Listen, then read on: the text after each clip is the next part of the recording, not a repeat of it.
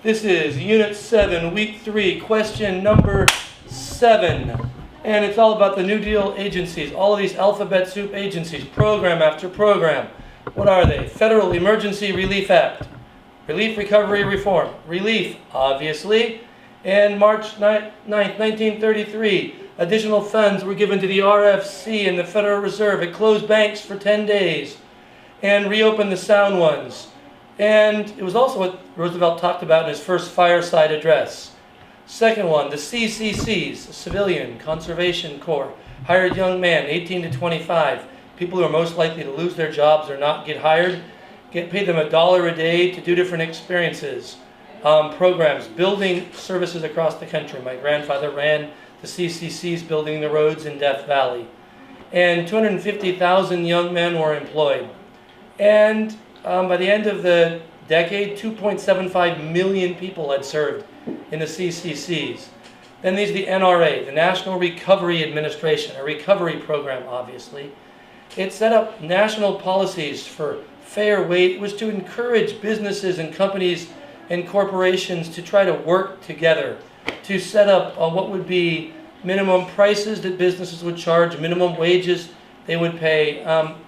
Eventually, it was thrown out by the Supreme Court. The reason? It was trying to tell businesses, not across state lines, not interstate commerce, but businesses inside particular states and towns, rules and programs for them to cooperate.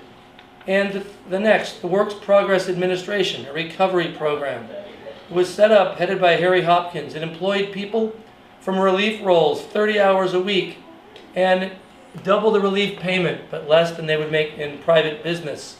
There wasn't enough money to hire everyone, but 2.1 million people per month were hired. It was a huge program. Under it was the Federal Art Project, where they hired all these artists to do different programs.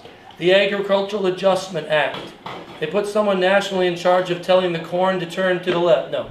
The Agricultural Adjustment Act was paying farmers not to farm. It was very controversial. Why? People are starving and they're making less food.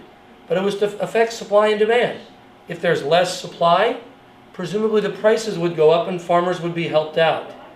And tenants and sharecroppers, though, were hurt, particularly because landowners took land out of production whether or not they owned it.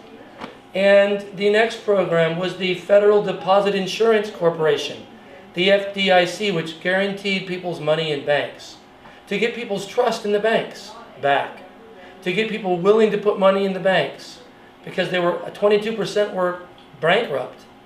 And it also set up a lifetime of faith and trust. You'll still see the stickers in the windows of banks, FDIC insured. And the Tennessee Valley Authority, what did it do? It hired unemployed folks to build projects in the South. Why the South? Because the Democrats controlled the South, and FDR was a Democrat. The South, they're not voting the way of the Republicans. That's Lincoln's party.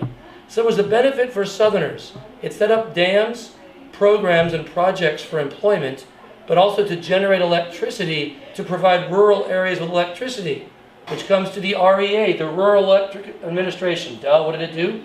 Brought electricity to rural areas. And Social Security. I mentioned that, my apologies. No, I didn't. And this is the end of Part B.